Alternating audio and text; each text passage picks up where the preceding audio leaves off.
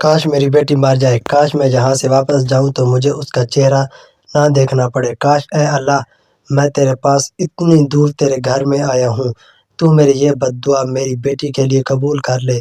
تو سب جانتا ہے نا، تو دلوں کے حال سے واقف ہے، خدا را اسے موت دے دے۔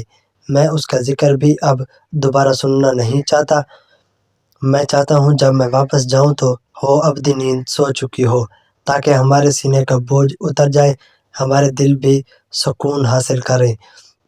مجھے خالی ہاتھ مت لوٹانا، خدا را میرے حال پر رحم کرنا۔ میں مسجد حرام میں بیٹھا فجر کی نماز ادا کرنے کا انتظار کر رہا تھا، جب میں نے روتی سسکتی ایک مردانہ آواز سنی۔ میں قدم بقدم چلتا اس آواز کے تعاقب میں گیا تو میں نے دیکھا ایک آدمی ویل چیئر پر بیٹھا رو رو کر اپنی بیٹی کے حق میں بد دعائیں کر رہا ہے۔ یہ سب سنتے ہی میرا دل ایک دم سے اچٹ گیا، اور میں دل میں سوچنے لگا کہ کتنا بد نصیب انسان ہے کہ اتنا بڑا شرف حاصل کرنے کے بعد اپنی بیٹی کو بد دعائیں دے رہا ہے، جبکہ اس مقام پر آنے کے بعد لوگ اپنے خاندان والوں کے لیے بھلائی کی دعائیں کرتے ہیں، انہیں لمبی زندگی کی دعائیں دیتے ہیں، اور یہ انسان ہے کہ اپنے سکون قلب کے لیے اپنی بیٹی کی موت مانگ رہا ہے۔ میں بہت پریشان تھا، میری اول چاہت تھی کہ میں اس کے پاس جاؤں اور اس سے پوچھوں کیا ماجرا ہے۔ ابھی تھوڑی ہی دیر دور کھڑا تھا، اچانک ایک لڑکی اس کے قریب آئی اور اس کے کان میں کچھ کہنے لگی، جس پر اس بوڑھے آدمی نے حیرت سے اس لڑکی کی جانب دیکھا اور گہری سانس لے کر ایک بار پھر سے ہاتھ دعا کے لیے اٹھا دیے۔ پہلے اس کے چہرے پر جو تکلیف کے آثار نمایاں تھے، اب ان کی جگہ راحت اور خوشی نظر آ رہی تھی۔ میں سمجھ نہ سکا آخر اس لڑکی نے اس کے کان میں آ کر ایسا کیا کہا ہے کہ وہ ایک دم سے خوش ہو گیا ہے۔ میں اپنا یہ تجسس لے کر اس سے پہلے کہ اس کے پاس جاتا، اچانک ہی فجر کی اذان کی آواز گونجنے لگی اور میں اسے چھوڑتے ہوئے نماز ادا کرنے کے لیے چلا گیا۔ میں نے سوچا تھا کہ جب میں نماز ادا کر کے واپس آؤں گا تو میں اس سے اس کے بارے میں پوچھ لوں گا، لیکن افسوس وہ انسان مجھے دوبارہ نظر نہ آیا۔ اس کے بعد بھی میں نے اسے کافی ڈھونڈا، لیکن وہ مجھے نہ ملا۔ میں ابھی تک حیرت میں مبتلا تھا کہ آخر ایسا کیا ہوگا۔ ایک دن جب ہم مکہ سے مدینہ جا رہے تھے تو اس بس میں مجھے وہی لڑکی اور وہ آدمی نظر آئے۔ اب میں نے ٹھان لیا تھا کہ میں اس انسان سے سب سے پہلے یہی پوچھوں گا کہ آخر وہ یہ سب کیوں کہہ رہا تھا۔ جیسے ہی بس مدینہ جا کر مسجد نبوی کے پاس رکی تو وہ لوگ نیچے اتر گئے اور چلنے لگے۔ میں ابھی ان کے پیچھے پیچھے چلنے لگا۔ میں نے دیکھا کہ وہ مختلف زیارتیں کرتے جا رہے ہیں۔ میں بھی ساتھ ساتھ زیارتیں کرتا رہا، لیکن ان کا تعاقب میں نے جاری رکھا تھا، اور پھر جب ایک جگہ وہ آرام سے جا بیٹھے تو میں نے براتا خیران کے پاس گیا۔ پاس جانے پر مجھے معلوم ہوا کہ وہ انسان سو چکا ہے، جبکہ اس کے پاس موجود لڑکی بیٹی قرآن پڑھنے میں مصروف ہے۔ السلام علیکم، میں نے دھیمی آواز میں اس لڑکی کو سلام کیا۔ اس لڑکی نے میرے سلام کا کوئی جواب نہ دیا۔ میں نے ایک بار پھر سلام کیا، لیکن مجھے کوئی جواب نہ ملا۔ اس بار میں ذرا اس کے نزدیک گیا اور اونچی آواز میں سلام کیا، جس پر اس لڑکی نے چونک کر مجھے دیکھا اور سوالیہ نظروں سے مسلسل دیکھنے لگی۔ میں نے اس سے پوچھا، کیا میں یہاں بیٹھ سکتا ہوں؟ جس پر اس نے ارد گرد دیکھا اور کندھے اچکاتے ہوئے کہا، آپ بیٹھ جائیں۔ اس کے اجازت دینے پر میں براتا خیر اس کے پاس بیٹھ گیا اور اس سے کہنے لگا، برا مت مانیے گا، دراصل مجھے آپ سے ایک بات پوچھنی ہے۔ وہ لڑکی جو دوبارہ سے قرآن پڑھنے میں مصروف تھی، میری بات پر حیرت سے اس نے سر اٹھایا اور سوالیہ نظروں سے مجھے دیکھ کر پوچھنے لگی، آپ ایسا کیا پوچھنا چاہتے ہیں؟ جس پر میں نے کہا، مجھے غلط مت سمجھیے گا، اس دن جب مسجد حرام میں فجر کی نماز ادا کرنے بیٹھا تو میں نے دیکھا کہ آپ کے ساتھ موجود یہ انسان شاید اپنی بیٹی کو بد دعائیں دے رہا تھا۔ مجھے یہ سب سن کر بہت حیرت ہوئی۔ میں نے اس دن بھی کوشش کی تھی کہ میں ان سے جا کر پوچھوں کہ وہ آخر ایسا کیوں کر رہے ہیں۔ اتنی پاکیزہ جگہ پر آ کر تو لوگ اپنے دشمنوں کو بھی دعائیں دیتے ہیں، لیکن یہ صاحب مسلسل بد دعائیں دے رہے تھے۔ بس میں یہی پوچھنے چلا آیا کہ کیا آپ مجھے بتا سکتے ہیں کہ ایسا کیوں کہہ رہے تھے یہ صاحب؟ میری بات سن کر اس لڑکی کی ایک گہری سانس لیا اور قرآن بند کر دیا اور بہت پیار سے اس غلاف کو لپیٹنے کے بعد اس نے سوئے ہوئے بوڑھے آدمی کو دیکھا اور نم آنکھوں سے مسکراتے ہوئے کہنے لگی، ہم جانتے ہیں یہ پاکیزہ جگہ ہے، یہاں دشمنوں کو بھی دعائیں دی جاتی ہیں، لیکن بابا اپنی بیٹی کو بھی دعا دے رہے تھے۔ وہ بددعا نہیں تھی۔ جس پر میں نے استہزائیہ انداز میں سانس بھری اور کہنے لگا، یہ کیسی دعا تھی کہ جس میں ایک باپ اپنی ہی اولاد کو مرنے کی دعا دے۔ میرے طنز کرنے پر وہ دھیرے سے مسکرا اور کہنے لگی، دل کا حال تو اللہ جانتا ہے، دنیا والے تو ظاہر دیکھ کر ہی فیصلہ کرتے ہیں کہ انسان کیسا ہے۔ آپ نہیں جانتے کہ ہم پر کیا بیتی ہے، اگر جانتے تو شاید یہ سب نہ کہتے۔ اس لڑکی نے نم آنکھوں میں خفگی کے لیے مجھ سے کہا، جس پر میں نے کہا، تو پھر آپ مجھے بتا دیں، ہو سکتا ہے آپ کی حقیقت جاننے پر مجھے کچھ سبق ملے اور میں ساری زندگی اس سے مستفید ہوتا رہوں۔ میری بات سننے پر اس لڑکی نے ہلکا سا قہقہا لگایا اور کہنے لگی، اللہ کبھی کسی انسان کو اس طرح کے فائدے عطا نہ کرے، لیکن اگر آپ جاننا چاہتے ہیں تو میں آپ کو ضرور بتاؤں گی۔ ہم دونوں بہنیں ہیں، ہماری امی کا انتقال 2 سال پہلے ہو چکا ہے۔ بابا ہمیشہ سے ایسے نہیں تھے، وہ اپنے قدموں پر چل پھر سکتے تھے، لیکن ایک حادثے نے ہم سب کی زندگی بدل دی۔ بابا ہم دونوں بہنوں سے بہت پیار کرتے تھے، بابا نے ہمیں خوب لکھایا پڑھایا، حالانکہ رشتہ دار، آس پڑوس کے لوگ، بابا کے دوست سب ہی بابا کو کہتے تھے کہ تمہاری 2 بیٹیاں ہیں، تمہیں چاہیے کہ تم ان کی شادیاں کرو جبکہ تم ان کو پڑھانے پر لگے ہو۔ بیٹیاں کوئی بڑا نام نہیں کریں گی، بہتر ہے کہ ان کو اپنے گھر کا کر دو تاکہ تمہاری فکر کم ہو جائے۔ بابا جی ہمیشہ ان سب لوگوں کی بات سننے کے بعد کہتے تھے کہ میری بیٹیاں میرا غرور ہیں، میرا فخر ہیں، میں انہیں دنیا کی ہر آسائش دینا چاہتا ہوں، اور دنیا کی ہر آسائش انسان تعلیم حاصل کرنے کے بعد حاصل کرتا ہے۔ آپ لوگ نہیں سمجھ سکتے یہ سب، جس پر لوگ وقتی طور پر تو خاموش ہو جاتے لیکن پیٹھ پیچھے بابا کو پاگل، بیوقوف اور نہ جانے کیا کیا کہتے۔ بابا سب جانتے تھے لیکن انہوں نے کبھی کسی کی پرواہ نہیں کی، بلکہ ہمیشہ ہر انسان کے سامنے ہماری ڈھال بن کر کھڑے ہو گئے۔ بابا اپنی بیٹیوں سے ہمیشہ اچھے توقع رکھتے تھے اور اکثر ہمیں کہتے تھے کہ میں دنیا سے تم لوگوں کے لیے لڑ رہا ہوں، میرا غرور مت توڑنا، مجھے ذلیل مت کرنا۔ میں نے اپنی عزت کی ڈور تم لوگوں کو تھما دی ہے، میں چاہتا ہوں تم لوگ اس کی رکھوالی کرو، لیکن کہتے ہیں نا، نام وقت ایک سا نہیں رہتا۔ ہمارے ساتھ بھی کچھ ایسا ہوا۔ میرے بابا کو ہم پر اتنا مان تھا لیکن ہم بہنیں وہ مان قائم نہ رکھ سکیں۔ میری بڑی بہن یونیورسٹی میں تھی، وہ وہاں کے لوگوں کے رہن سہن سے بہت مرعوب ہو گئی تھی، اس کا دل چاہتا تھا کہ وہ بھی ایسی زندگی جیے، لیکن بابا جی نے کچھ حدیں بنا دی تھیں تو ہمارے لیے، جن کو پھلانگنے کی ہم میں ہمت نہ تھی۔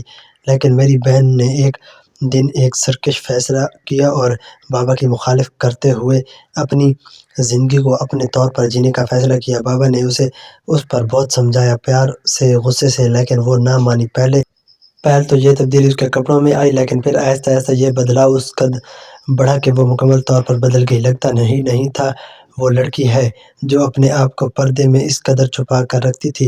بابا یہ سب خاموشی سے سہتے تھے، کچھ کہہ نہیں سکتے تھے، کیونکہ وہ جوان اولاد پر ہاتھ نہیں اٹھانا چاہتے تھے۔ دن بدن اس کی حرکتیں خراب ہوتی جا رہی تھیں اور بابا کی پریشانی میں اضافہ ہو رہا تھا۔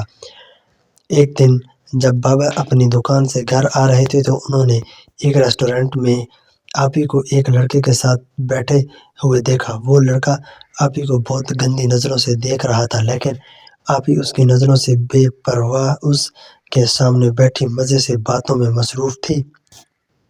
کچھ دیر بعد بابا نے دیکھا کہ اس لڑکے کے پیچھے اور دوست بھی وہاں آ بیٹھے اور آپی کو گندی نگاہوں سے دیکھنے لگے۔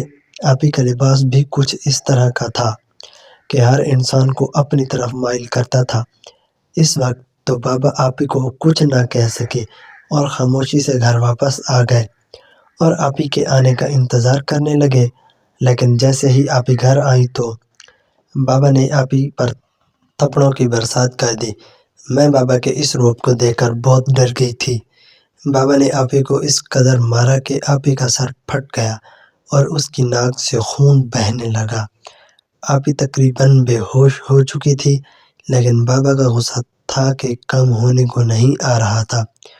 بہت مشکل سے آپی کی جان بابا سے چھڑوائی اور میں آپی کو لیے کمرے میں چلی گئی۔ گھر ڈاکٹر بلایا گیا اور اس کی مرہم پٹی کروائی گئی۔ آپی کو ہوش آ چکا تھا، لیکن زخموں کی وجہ سے وہ اب اٹھنے اور چلنے پھرنے کے قابل نہ رہی تھی۔ میں نے بہت کوشش کی کہ بابا سے پوچھ سکوں کہ آخر کیا ہوا ہے، لیکن بابا نے تو جیسے چپ کا روزہ رکھ لیا تھا۔ آپی سے پوچھنے پر وہ بھی خاموش رہی۔ کچھ دن تو یہ کثیف فضا ہمارے گھر میں قائم رہی، لیکن آہستہ آہستہ بابا کا غصہ ٹھنڈا ہونے لگا اور آپی کو بھی اپنی غلطی کا احساس ہونے لگا۔ آپی نے بابا سے اپنے کیے پر معافی مانگ لی۔ بابا نے آپی سے یہ وعدہ لیا کہ وہ آئندہ کبھی بھی کسی لڑکے کے ساتھ اس لباس میں باہر نہیں جائے گی۔ آپی نے بابا کی بات پر جھٹ سے کہا، بابا میں آپ سے وعدہ کرتی ہوں آئندہ میں اس طرح کا بیہودہ لباس نہیں پہنوں گی اور نہ ہی کسی لڑکے سے بات کروں گی، جس پر بابا نے ایک بار پھر آپی پر اعتبار کر لیا اور اپنی زندگی کی سب سے بڑی غلطی کر دی۔ تقریباً مہینہ ہوا تھا اس بات کو کہ ایک دن آپی گھر نہ آئی۔ ہم مسلسل اسے کال کر رہے تھے، لیکن اس کا فون بند جا رہا تھا۔ اس کی دوستوں سے بات کی، جس پر معلوم ہوا کہ آج وہ یونیورسٹی نہیں گئی، تو یونیورسٹی جا کر چوکیدار سے پوچھا۔ C C T V footage check کروائی گئی، لیکن کچھ بھی ہاتھ نہ لگا۔ آخرکار بابا تھک ہار کر گھر آئے اور رونے لگے۔ اب مجھے معلوم ہو گیا تھا کہ آپی کا بابا سے معافی مانگنا اور بابا کی ایک دم سے ساری باتیں مان لینا دراصل ایک چال تھی۔ آپی بابا اور میرے جذبات کے ساتھ کھیل رہی تھی تاکہ وہ گھر سے بھاگ سکے۔ بابا نے کسی رشتہ دار یا پولیس کو نہیں بتایا تھا۔ بابا جانتے تھے کہ پولیس کے آنے کا مطلب ہے ہماری بدنامی، اور انہیں میرے رشتے کی فکر لاحق تھی۔ اسی وجہ سے بابا نے چپ سادھ لی۔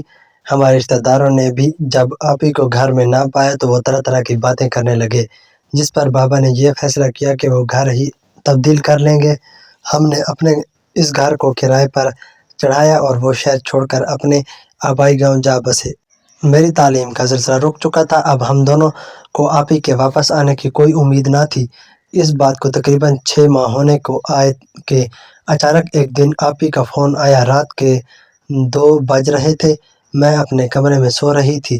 جب میں نے غنودگی میں فون اٹھایا تو آپی کے سسکنے کی آوازیں سنی۔ میں اچانک ہڑبڑا کر اٹھ بیٹھی۔ آپی آپ کہاں ہو؟ آپی آپ کو پتہ ہے آپ کے جانے کے بعد ہم نے آپ سے رابطہ کرنے کی بہت کوشش کی، لیکن آپ کا فون بند جا رہا تھا۔ جانتی ہیں بابا آپ کو بہت یاد کرتے ہیں، آپ گھر آ جائیں پلیز۔ میں اپنی بہن کی منتیں کرنے لگی، جس پر میری بہن اچانک ہی دھاڑے مار مار کر رونے لگی۔ اس کے یوں رونے پر میں چپ ہو گئی۔ وہ کہہ رہی تھی، مہرو مجھے یہاں سے بچا لو، مریم پلیز میری مدد کرو۔ میں کسی طرح ان کے جنگل سے بھاگ کر گھر کے دروازے پر آ چکی ہوں، لیکن یہاں پر پہنچنے کے بعد مجھے پتہ چلا آپ لوگ یہاں نہیں ہیں۔ دیکھو مہرو، میری جان کو خطرہ ہے۔ اس سے پہلے کہ وہ لوگ مجھ تک پہنچے بتاؤ تم لوگ کہاں ہو، میں آ جاتی ہوں۔ آپی نے اٹک اٹک کر کہا۔ میرا دماغ ایک دم سے معاف ہو گیا اور میں نے آپی کو بتا دیا کہ ہم اپنے آبائی گھر میں ہیں۔ یہ گھر ہمارے شہر والے گھر سے نہ تھا، اسی لیے میری آپی کو آنے میں کوئی وقت نہ ہوئی۔ جب وہ گھر کے دروازے پر پہنچی تو صبح کے 5 بج رہے تھے۔ بابا فجر کی نماز ادا کرنے مسجد جا چکے تھے۔ جب وہ رکشے سے باہر نکلی تب اس کی حالت دیکھ کر میں حیران رہ گئی۔ اس کے پاس رکشے والے کو دینے کے لیے پیسے بھی نہ تھے۔ میں نے رکشے والے کو جلدی جلدی فارغ کیا اور آپی کو لیے جلدی سے گھر کے اندر آ گئی۔ اسے لے جا کر بیڈ پر لٹایا اور اس کے لیے کھانے پینے کا انتظام کرنے لگی۔ آپی نے جب کھانا شروع کیا تو اس کے کھانے کے انداز سے مجھے اندازہ ہوا کہ وہ کافی دنوں سے بھوکی ہے۔ میں نے ابھی اس سے کوئی سوال پوچھنا مناسب نہ سمجھا تھا۔ کھانے کے بعد اسے نیند آنے لگی تو میں نے ابھی سے سونے دیا۔ بابا کو لگتا تھا کہ میں ابھی تک سو رہی ہوں، اس لیے مسجد سے واپس آنے کے بعد وہ میرے کمرے میں نہ آئے تھے۔ میں جب کمرے سے باہر آئی تو میں نے دیکھا بابا چائے کا کپ تھامے اخبار پڑھنے میں مصروف ہیں۔ میں خاموشی سے ان کے سامنے جا بیٹھی۔ آج اتنی صبح اٹھ گئی ہو، خیریت تو ہے؟ طبیعت ٹھیک ہے تمہاری؟ بابا نے مجھے دیکھتے ہوئے مسکرا کر پوچھا۔ اچانک میری آنکھوں میں آنسو آ گئے۔ بابا، میں نے رندھی ہوئی آواز میں کہا۔ میرے اس طرح کہنے پر بابا نے حیرت سے مجھے دیکھا اور پوچھنے لگے، مہرو کیا ہوا ہے تمہیں، بتاؤ مجھے؟ جس پر ایک دم سے پھوٹ پھوٹ کر رو پڑی۔ بابا اٹھ کر میرے پاس آئے اور اپنے سینے سے لگائے خاموش کروانے لگے۔ بیٹے بتاؤ گے نہیں تو مشکل کا حل کیسے نکلے گا؟ چلو شاباش، تم تو میرا بہادر بچہ ہو نا، بتاؤ مجھے کیا ہوا ہے؟ بابا نے اتنے شفیق لہجے میں پوچھا کہ میں خود پر ضبط نہ کر سکی۔ میں جتنا خود پر قابو پانے کی کوشش کرتی اتنی ناکامی ہو جاتی۔ بالآخر آہستہ آہستہ جب میرے آنسو تھمے تو میں نے بابا کو تمام حقیقت سے آگاہ کر دیا۔ پہلے تو میرے بابا ایک دم سے غصے میں آ گئے اور کہنے لگے، تمہیں کیا ضرورت تھی اسے گھر میں لانے کی؟ جہاں گئی تھی وہیں رہتی، مر جاتی، واپس نہ کبھی آتی۔ تم نے کیوں کیا ایسا مہرو؟ بابا ایک دم سے غصے میں آ کر مجھ پر بھڑکنے لگے۔ میں کہنے لگی، بابا آپ ایک بار آپ ہی کی حالت تو دیکھ لیں، مجھے لگتا ہے کہ آپ ہی کے ساتھ کچھ بہت برا ہوا ہے، ایک بار آپ ہی انہیں دیکھ لیں پلیز۔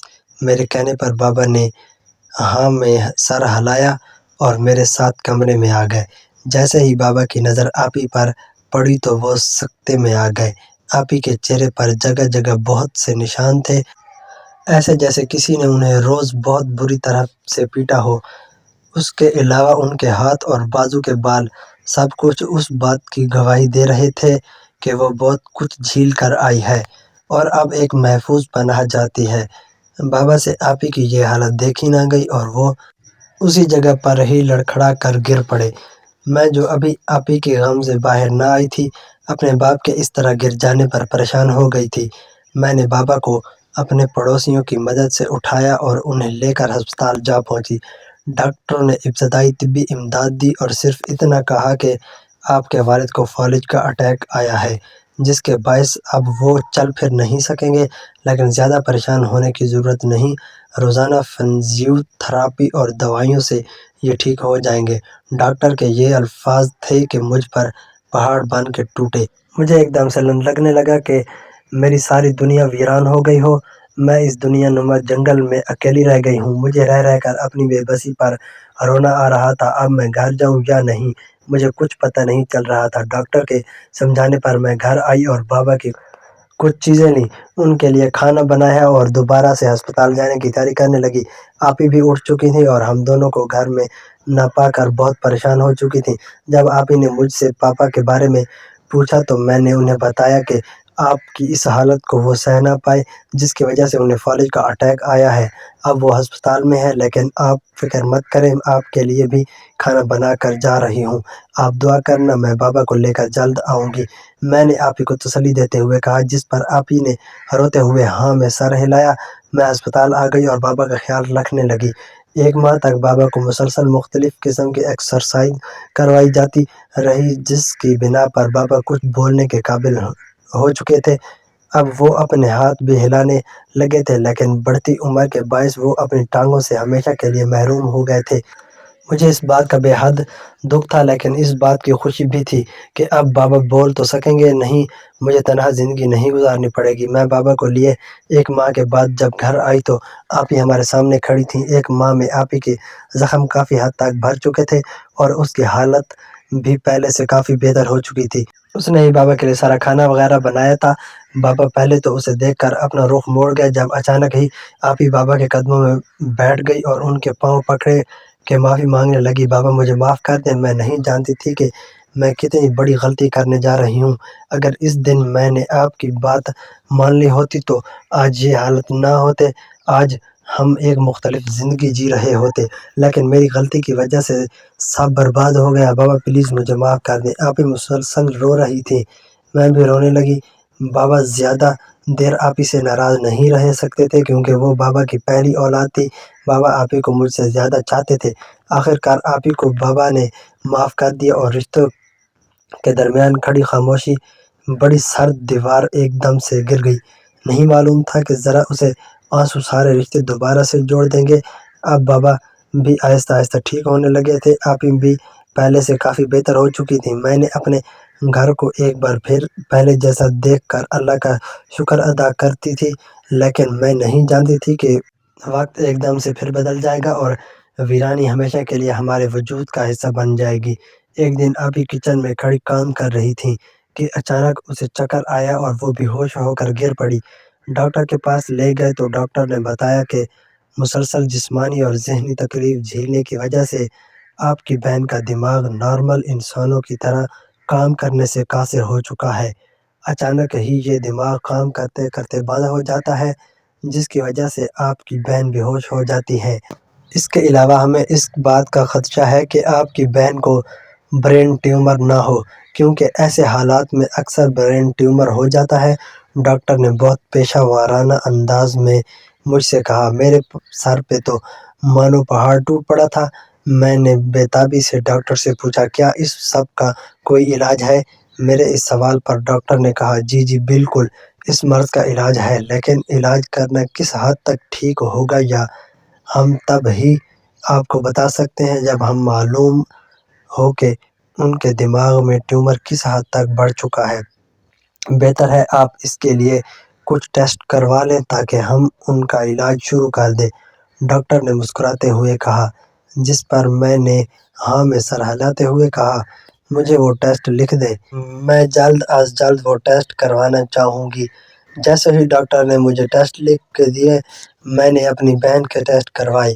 جب رپورٹ آئی تو ڈاکٹر نے مجھے اپنے پاس فون کر کے بلا لیا۔ جب میں اس کے پاس پہنچی تو اس نے مجھے رپورٹیں دکھاتے ہوئے کہا کہ آپ کی بہن کا ٹیومر بہت حد تک پھیل چکا ہے اور ہم اس کا علاج کرنے سے قاصر ہیں، کیونکہ ہمیں ڈر ہے کہ وہ مر نہ جائے۔ 50% اس بات کے چانسز ہیں کہ اگر ہم ان کا آپریشن کریں گے تو وہ زندہ رہ سکتی ہیں، اور ہو سکتا ہے کہ وہ مر جائیں۔ آپ سمجھ رہی ہیں میں کیا کہہ رہا ہوں؟ ڈاکٹر نے سنجیدگی سے کہا۔ میں نے ہاں میں سر ہلایا اور خاموشی سے رپورٹیں اٹھائے اس کے کیبن سے باہر آ گئی۔ گھر آ کر میں نے اپنے باپ کو اس تمام صورتحال کے بارے میں بتایا۔ اس سال بابا نے یہ فیصلہ کیا تھا کہ ہم عمرے کے لیے جائیں گے۔ ہماری ٹکٹ آ چکی تھی، لیکن آپی کی بیماری نے ہم سب کو پریشان کر دیا تھا۔ ہم نے بہت کہا آپی کو کہ آپ بھی ہمارے ساتھ چلیں، لیکن آپی نہ مانی، کیونکہ آپی کے سر کا درد دن بدن بڑھتا جا رہا تھا، اور آخرکار آپی کو پھوپھو کی دیکھ بھال بھی دے کر ہم یہاں عمرے کی سعادت حاصل کرنے آ گئے۔ روز بابا کی آپی سے بات ہوتی اور وہ روز بابا کو بتاتی تھی کہ سر کا درد بڑھتا جا رہا ہے، بہت تکلیف میں ہوں۔ بابا کو کہتی تھی کہ ماں کی دعا اثر رکھتی ہے، جبکہ باپ کی دعا فوری قبول ہوتی ہے۔ بابا خدا را آپ میرے لیے دعا کریں کہ میں مر جاؤں۔ یہ زندگی جو میرے لیے زحمت بن گئی ہے، اس سے مجھے چھٹکارا مل جائے تاکہ میں اس روز کی موت سے ایک ہی بار مر جاؤں اور سکون حاصل کر لوں، اور آپ کی اذیتوں میں بھی کمی آ جائے۔ میرے بابا آپی کی باتیں سن کر بہت روتے۔ میں اکثر انہیں سمجھاتی کہ ایسی باتیں مت کیا کریں، جس پر وہ کہتی، تم نہیں جانتی یہ سب میرے اعمال کا نتیجہ ہے جو مجھے بھگتنا پڑ رہا ہے۔ اگر میں نے اپنے باپ کی بات مانی ہوتی تو آج اتنی اذیت میں نہ ہوتی، لیکن دیکھو میری غلطیوں نے کیا کچھ کر دیا۔